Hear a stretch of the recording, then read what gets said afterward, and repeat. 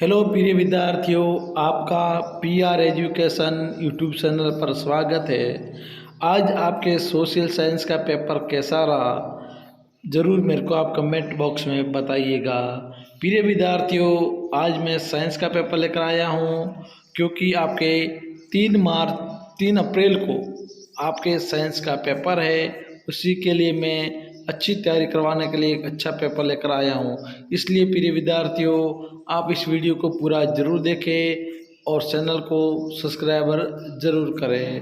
प्रिय विद्यार्थियों, चलते हैं प्रश्न उत्तर की ओर। पहला प्रश्न आपके लिए ये रहा।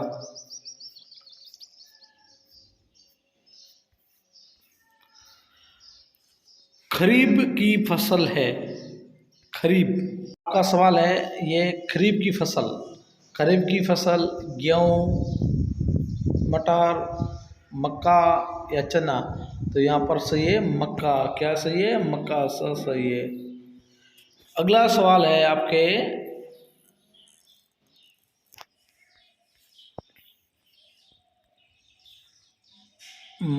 मलेरिया रोग का वाक्य। मलेरिया रोग का वाक्य क्या है? मादा एनाफिलीज मच्छर, कॉकरोच, मक्खी या तितली। तो मादा एनाफिलीज मच्छर। अगला सवाल आपके, संश्लेषित रेशा है। संश्लेषित रेशा कौन सा है?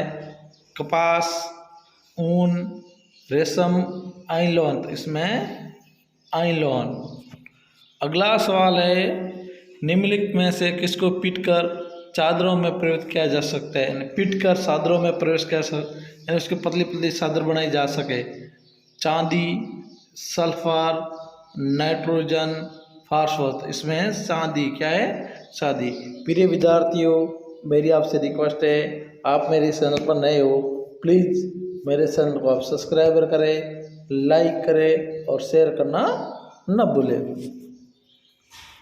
अगला सवाल है, समाप्त होने वाली प्राकृतिक संसाधन है। प्राकृतिक संसाधन ऐसा कौन है जो समाप्त होने वाला है? सूर्य का प्रकाश, वायु, जल, पेट्रोलियम। तो पेट्रोलियम का समाप्त होने के साधन है, ये जल्दी समाप्त हो जाएगा यदि ज़्यादा उसका दोहन किया तो। अगला सवाल आपके है, वनोन्मूलन का कारण है। यानी वनोन्मूलन का क्या कारण? वनों की ज़्यादा कटाई से क्या कारण? कृषि के लिए वनों को काटना, ईंधन के रूप में लकड़ी काट जलाना, दान मतलब भीषण सूखा। उपयुक्त सभी। तो इसमें उपयुक्त सभी। आंतरिक निषेचन होता है। आंतरिक निषेचन मादा के शरीर में, मादा के शरीर के बाहर, नर के शरीर में, नर के शरीर के बाहर। यानी मादा के शरीर के में होता है आंतरिक निषेचन।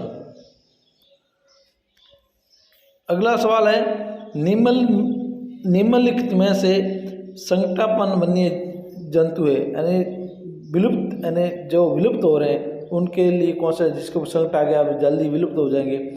बाघ, बार, सिंहा, काले हिरण, जंगली भैंसा।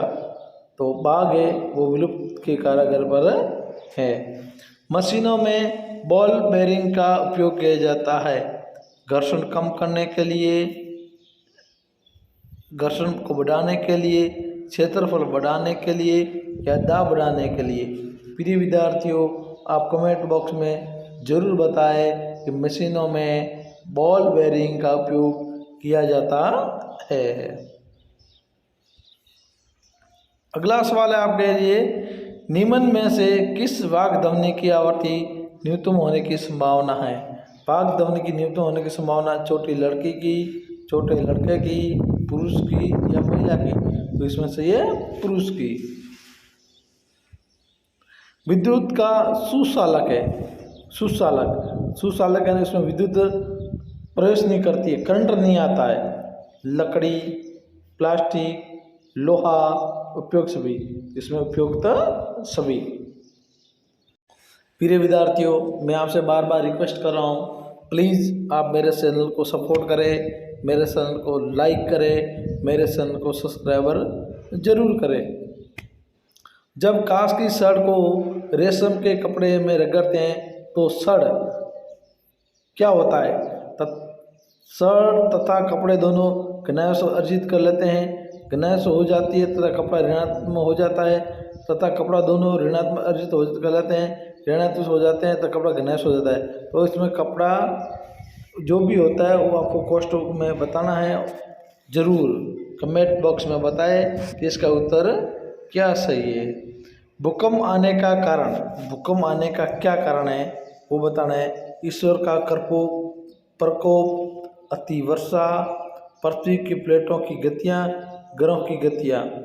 यानी जो भूकंप आता है क्यों आता है, तो ये पृथ्वी की प्लेटों की गतियाँ के कारण आता है। अगला सवाल है, लाल ग्रह के नाम से जाने वाला ग्रह है। लाल ग्रह के नाम से मंगल ग्रह, शनि ग्रह, शुक्र ग्रह, बुध ग्रह। यह है शुक्र ग्रह। रुधिर में ऑक्सीजन की वाहक क्षमता कम करने वाली गैस है। यानी रुधिर के अंदर वाहक क्षमता, गैस को लाने ले जाने की क्षमता को कम करने वाली कौन सी गैस है? तो इसमें कार्बन डाइऑक्साइड, कार्बन मोनोऑक्साइड, जल वाष्प या ओजोन गैस। तो वो है कार्बन डाइऑक्साइड।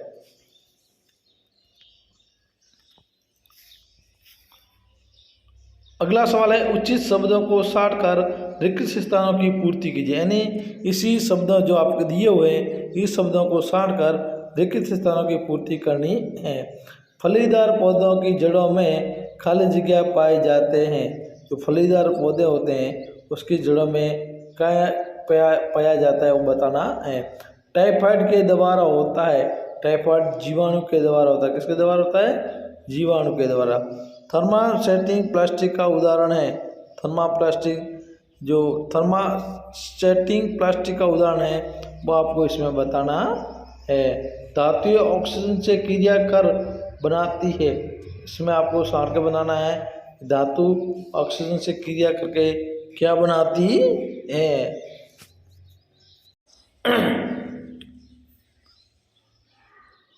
खालिज का जीवाश्म ईंधन है। तो जीवाश्म ईंधन कौन सा है? पेट्रोलियम। क्या है? पेट्रोलियम। इसमें आएगा 5वें में पेट्रोलियम, ये आएगा 5वें में। प्रवासी पक्षी सुंदर क्षेत्रों से खाली जगह परिवर्तन कारण प्लान करते हैं। प्रवासी पक्षी है दूसरे देशों में आते हैं। क्यों आते हैं? मौसम जब चेंज होता है तब वो आ जाते हैं। टेडपोल का यह शब्द रूपांतरण कहलाता है। क्या कहलाता है आपको इसमें बताना है। जूतों के तले खाली जगह के कारण घिस जाते हैं। जूतों के तले किस कारण घिस जाते हैं वो आपको बताना है। घर्षण। इसमें आएगा घर्षण।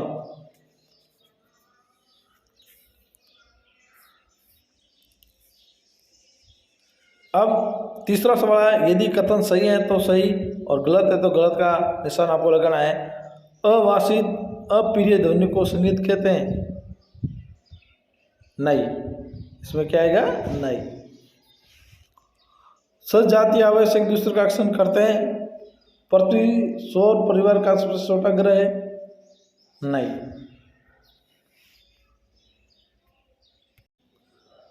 आंसू जल में विद्युत धारा का चलन होता है? हाँ। क्लोरोफ्लोरो प्रदूषक गैस है? हाँ। लोहे में संसारित होने पर जंग लगने की प्रवृत्ति होती है? हाँ। प्रोजेक्ट टाइगर बाग से संरक्षण संबंधित है? हाँ। अगला सवाल है आपके,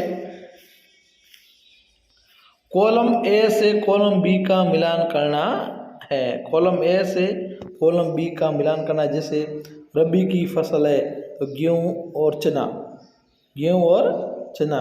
डीजल है, मोटर ईंधन है। डीजल है क्या? मोटर ईंधन है। और कपास क्या है? प्राकृतिक रेशा है। और एक प्रोटोजो क्या है? प्रोटोजो क्या है? अंडा नुक्ता होता है मलेरिया का कारक। तो जो भी आपस में जो मिलान होता है इसमें 1 2 3 4 5, 1 2 3 4 और 5 जो आपस में मिलान होते हैं उसका आपको बनाना यानी मिलान करना है। जैसे अंडा उत्पन्न होते हैं अंडाशय में, और एक प्रोटो जो है क्या है? मलेरिया का कारक। यानी आपस में आपको ऐसे मिलान करना है। आपके परीक्षा में से यूट्यूब सवाल आएंगे उसके से आपको मिलान करना है। अगला सवाल है आपके, मिट्टी में पोषक स्तर को बनाए रखने के लिए क्या मिलाया जाता है? मिट्टी में पोषक स्तर बनाए रखने के लिए खाद मिलाई जाती है। क्या मिलाई जाती है? खाद। कैरम खेलते समय कैरम बोर्ड पर घर्षण कम करने के लिए किसका उपयोग किया जाता है? कैरम बोर्ड पर हम जैसे खेल खेलते हैं उसमें घर्षण कम करने के लिए किसका उपयोग किया जाता है? तो ये बहुत मोस्ट इम्पोर्टेंट सवाल है बच्चों, तो ये आपके पाठ्य पुस्तक में इसका उत्तर दिया हुआ है, उसको याद करना जरूरी है। किसी एक ध्वनि प्रदूषक का नाम लिखिए। ध्वनि प्रदूषक, कल कारखानों की आवाज़ और रॉकेट की आवाज़, साउंड की आवाज़, जो भी है आपको इसमें एक का बताना है।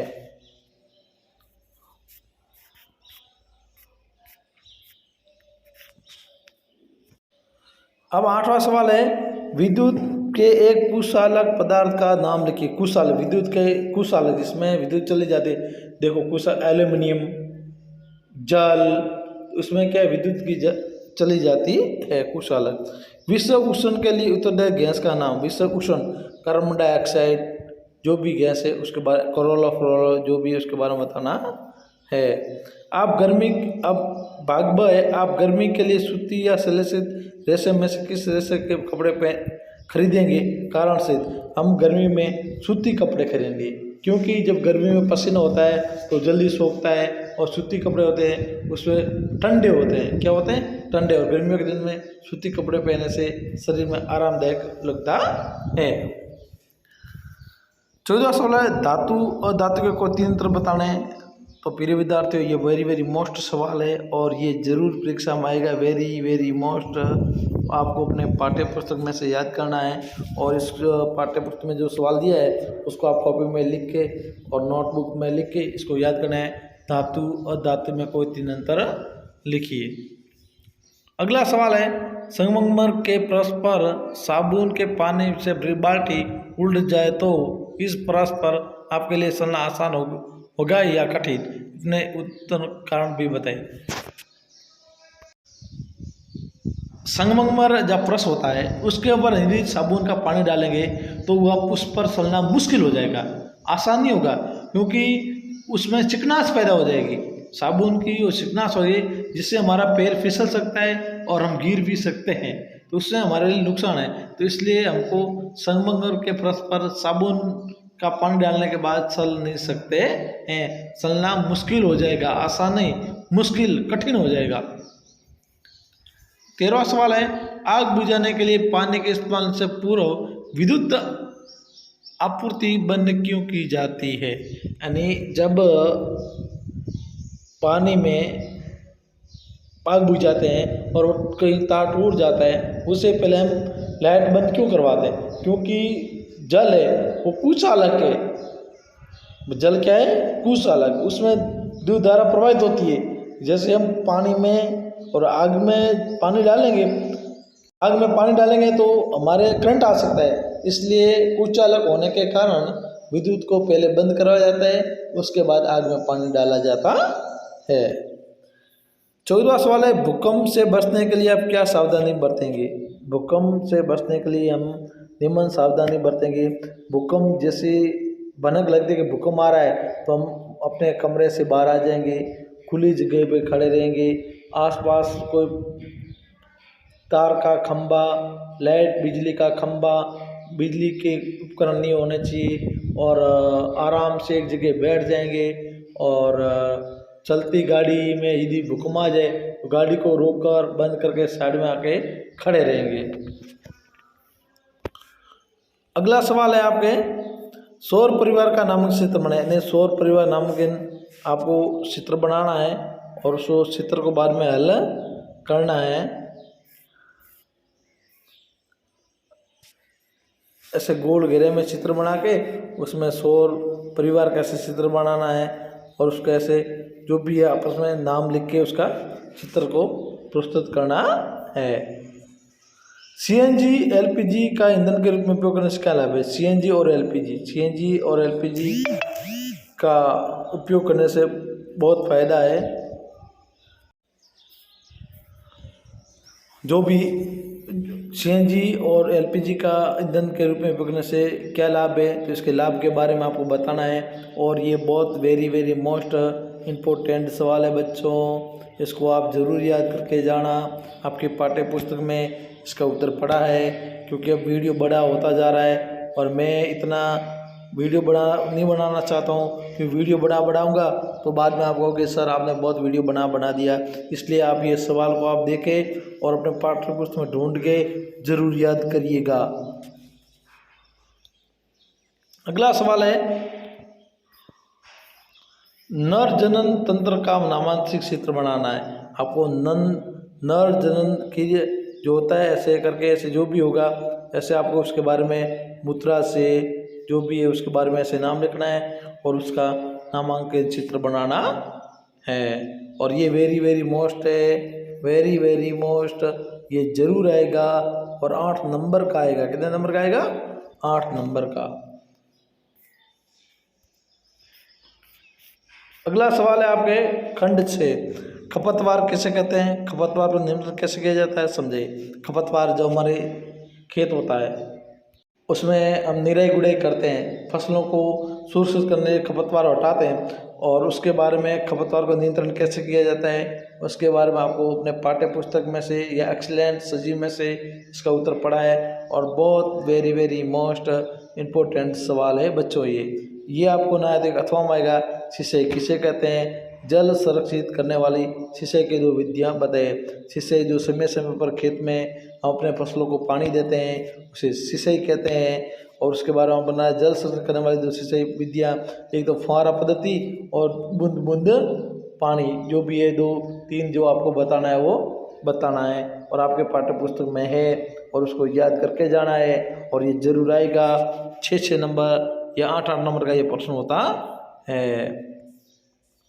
अगला सवाल है, वनोन्मूलन का अर्थ बताइए, इसके कारणों का उपयोग।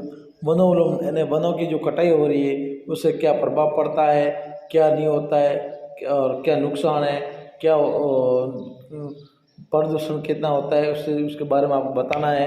ये भी आपके पाठ्य पुस्तक में पढ़ा है, याद कर लेना। कि वीडियो बड़ा हो रहा है, मैं पूरा उत्तर बता नहीं सकता हूँ प्रिय विद्यार्थियों। और ये सवाल वेरी मोस्ट है, वेरी मोस्ट है। अथवा में रेड डाटा पुस्तक क्या है? किन्हीं 2 संख्याबद्ध जंतुओं का रेड डाटा पुस्तक वो होती है जिसमें जो कई ऐसे जानवर जीव जंतु है जो विलुप्त हो चुके हैं या विलुप्त के कारागार है, उसका वहाँ पर उसका बायोडाटा होता है, उसे रेड डाटा बुक कहते हैं। और जो संकटापन्न जंतु में से बाघ, काला हिरण, बारहसिंगा, हाथी, ये जो भी उसके ऊपर संकटाया हुआ है काफ़ी वो संख्या में कम है, बूढ़ा वन है, ये जो भी है उसके बारे में आपको बताना है। ये भी वेरी मोस्ट इम्पोर्टेंट सवाल है बच्चों। अगला सवाल है, मच्छर अपने पंखों को 500 कंपन प्रति सेकंड के औसत पर दर से कंपति ध्वनि उत्पन्न करता है। कंपन की आवर्तकाल ज्ञात कीजिए। ये भी मोस्ट है, ये आपको नहीं आता है। निम्नलिखित वाद्य यंत्रों में किस प्रकार की ध्वनि होती है, उस भाग का नाम लिखिए। ढोलक में किस प्रकार होती है, सितार में किस प्रकार की होती है, बांसुरी में किस प्रकार होती है, मजीरा में भी किस प्रकार की होती है। अगला सवाल है, जल प्रदूषण को नियंत्रण करने के 4 उपाय। जल प्रदूषण को नियंत्रण करने के लिए 4 उपाय। जल प्रदूषण को नियंत्रण करने कारखानों का पानी बंद करना और साफ सुथरा जलाशय रखना और जमीनों पर कीटनाशक दवाइयों का प्रयोग कम करना। उसके बारे में आपको 4-5 बताना है। ये भी वेरी मोस्ट सवाल है बच्चों, इसको आप याद करके जरूर जाइएगा। वायु प्रदूषण से क्या आशा है, वायु प्रदूषण के हानिकारक प्रभाव को लेके, ये भी वेरी मोस्ट है, आपको याद करके जाना है प्रिय विद्यार्थियों। इसलिए आपको अपने पाठ्य पुस्तक में से इसको याद करना पड़ेगा। आज इतना ही, कल और मैं आपके लिए लेकर आऊँगा साइंस का पेपर। तब तक बने रहिए मेरी इस चैनल पर। जय हिंद, जय भारत, जय जवान, जय किसान और जय विज्ञान।